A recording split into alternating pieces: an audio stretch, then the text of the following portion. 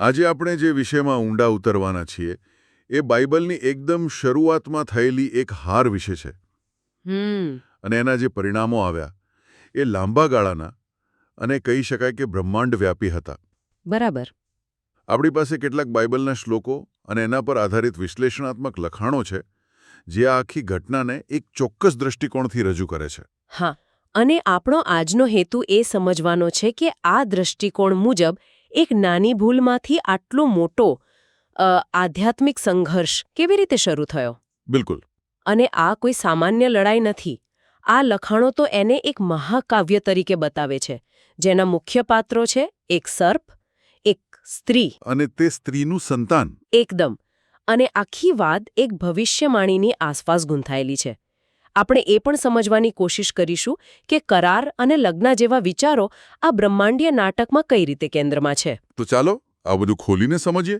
આ વિશ્લેષણ મુજબ આ સમગ્ર ગાથાનો જે પાયો છે એ ઉત્પત્તિનો પુસ્તકમાં છે. અધ્યાય 3 શ્લોક 15. અહીં ઈશ્વર સીધા સર્પને કહે છે. શું કહે છે? હું તારી અને સ્ત્રીની વચ્ચે તથા તારા સંતાન અને તેના સંતાનની વચ્ચે દુશ્મનાવટ રખાલીશ. મતલબ એકદમ સીધી અને સ્પષ્ટ દુશ્મનીની ઘોષણા. હા, પણ એ માત્ર ઘોષણા નથી, એમાં એક પરિણામ પણ છુપાયેલું છે. શ્લોક આગળ કહે છે કે સ્ત્રીનું સંતાન સર્પના માથાને કચડી નાખશે અને સર્પ તેની એડી પર પ્રહાર કરશે. બરાબર. અહીંથી જ આખી વાત રસપ્રદ બને છે. જુઓ, એક તરફ સંપૂર્ણ વિનાશનો સંકેત છે, માથું કચડવું. હા. અને બીજી તરફ એક પીડાદાયક પણ કદાચ બિનઘાતક હુમલો. હા, એડી પર પ્રહાર. આ એક જ વાક્ય આખા સંઘર્ષની એમ કહી શકાય કે રણનીતિ નક્કી કરી દે છે. તો અહીંથી જ શરૂઆત કરીએ. આ પાત્રો કોણ છે? કારણ કે દેખીતી રીતે આ કોઈ સામાન્ય બગીચાના સાપ કે કોઈ સામાન્ય સ્ત્રીની વાત તો નથી જ. ના, બિલકુલ નહીં. તો આ લખાણો સ્ત્રીને કોના પ્રતીક તરીકે જુએ છે? જુઓ, આ લખાણો મુજબ સ્ત્રી એ ઈશ્વર સાથે કરારથી જોડાયેલા સમુદાયનું પ્રતીક છે.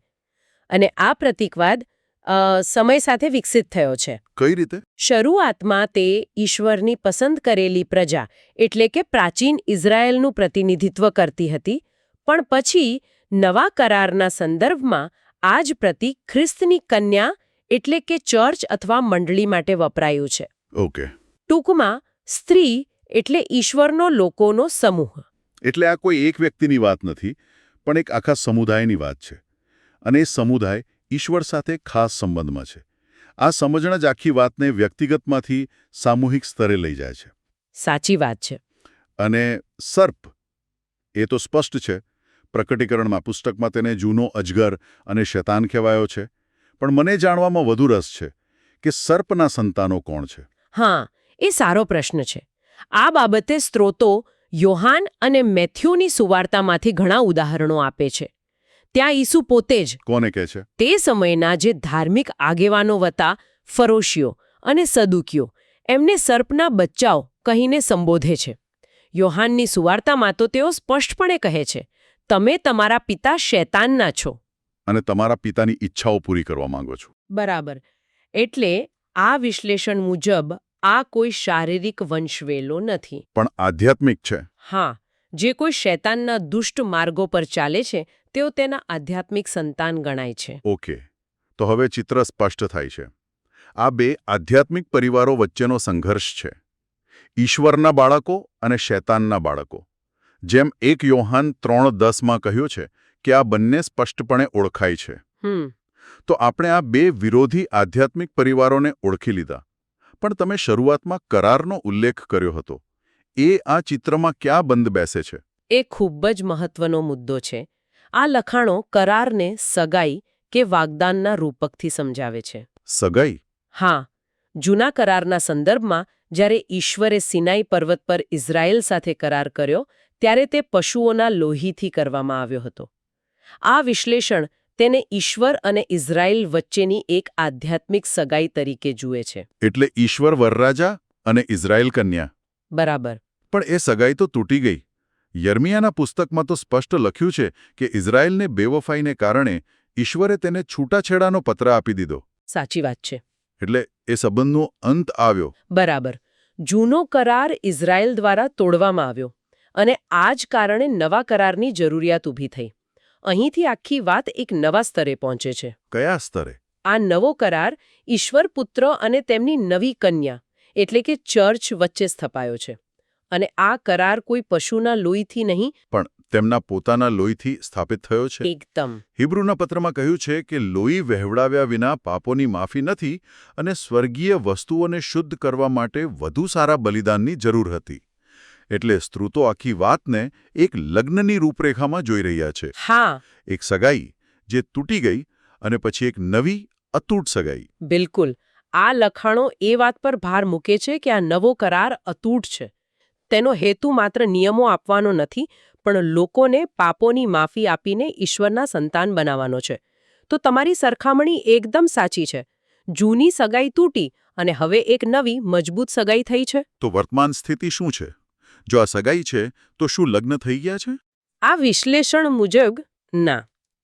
અત્યારે વરરાજા એટલે કે ખ્રિસ્ત અને કન્યા એટલે કે ચર્ચ સગાઈની સ્થિતિમાં છે. અને લગ્ન ક્યારે થશે? લગ્ન ત્યારે જ થશે જ્યારે આ સૃષ્ટિમાંથી પાપ અને દુષ્ટતાનો સંપૂર્ણપણે નાશ થઈ જશે. ત્યાં સુધી ઈશ્વરના સેવકોની જવાબદારી એ છે કે તેઓ કન્યાને એ ભવ્ય લગ્ન માટે તૈયાર કરે. પેલી જ્ઞાની કુંવારિકાઓની જેમ? હા, જેમ પેલી જ્ઞાની કુંવારિકાઓએ પોતાના દીવામાં તેલ પૂલીને વરરાજાની રાહ જોઈ હતી, બસ એ જ રીતે. એટલે કે આ દૃષ્ટિકોણ મુજબ ચર્ચ હાલમાં એક એવી કન્યા જેવી સ્થિતિમાં છે જે પોતાના લગ્નની રાહ જોઈ રહી છે અને તૈયારી કરી રહી છે. આ તો ખૂબ જ જવાબદારીવાળી વાત છે. ચોક્કસ. હવે અહીંથી આપણે ઉત્પત્તિ 3:15ની ભવિષ્યવાણીના કેન્દ્રબિંદુ પર આવીએ છીએ, સ્ત્રીનું સંતાન. આ સંતાન કોણ છે? શું તે સમગ્ર ચર્ચ છે? અહીં આ લખાણો ખૂબ જ ચોક્કસ છે. તે ગલાતી 3:16નો હવાલો આપે છે, જ્યાં પાઉલ લખે છે, વચનો અબ્રાહમ અને તેના સંતાનને આપવામાં આવ્યા હતા. અને પછી તે સીધું જ કહે છે, અને તે સંતાન ખ્રિસ્ત છે. ઓહ.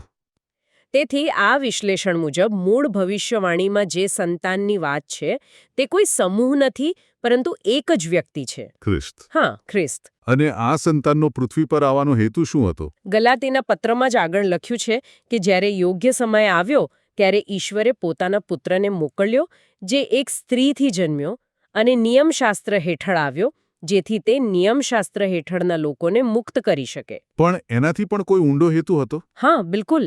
1 યોહાન 3:8 સીધું જ કહે છે કે ઈશ્વરનો પુત્ર એટલા માટે પ્રગટ થયો કે તે શૈતાનના કાર્યોનો નાશ કરે. અને હિબ્રુ 2:14માં પણ એવી જ વાત છે. બરાબર, કે તેઓ મૃત્યુ દ્વારા તેને નકામો કરી દે જેની પાસે મૃત્યુ પર સત્તા હતી, એટલે કે શૈતાનને.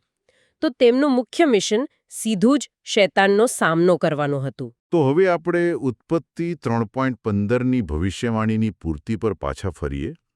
તે તારા માથાને કચડી નાખશે.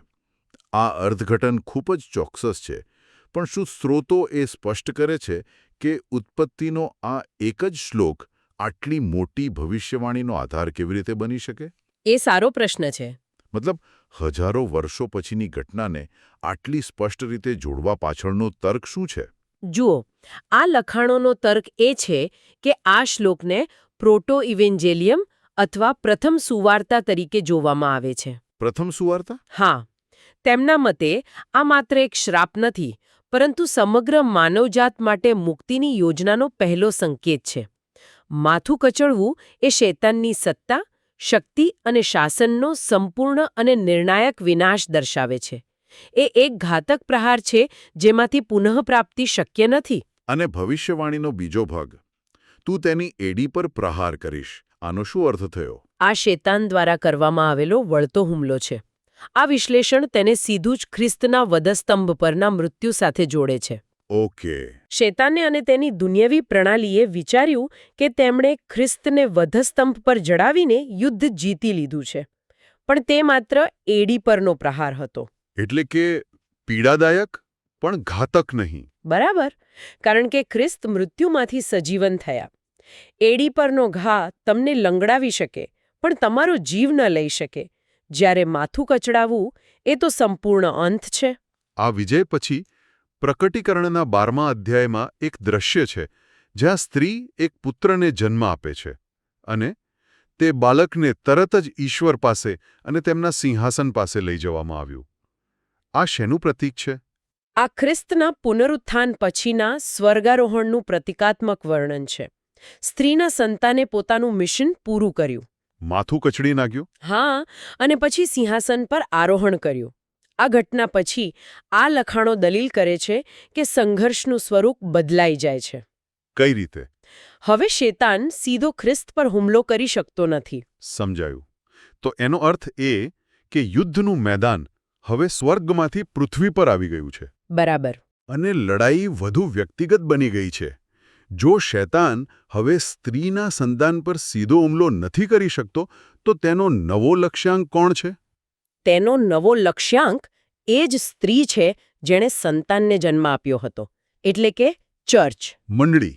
હા, પ્રકટીકરણ 12:13માં લખ્યું છે, જ્યારે અજગરે જોયું કે તેને પૃથ્વી પર ફેંકી દેવામાં આવ્યો છે, ત્યારે તેણે તે સ્ત્રીનો પીછો કર્યો જેણે પુત્રને જન્મ આપ્યો હતો.